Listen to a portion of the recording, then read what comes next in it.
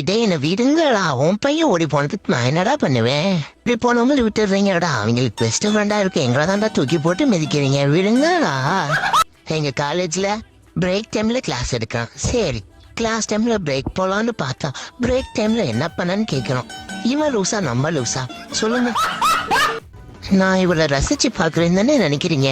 அதுதான் இல்ல, இவ என்னோட பெஸ்ட் ஃப்ரெண்டு. ஆனா வாயத்தை வந்தா பச்சை போய், அது எனக்கு தெரியும்னு அவளுக்கும் நல்லா தெரியும். இருந்தாலும் நான் உட்காந்து கேட்க வேண்டியதா இருக்கு.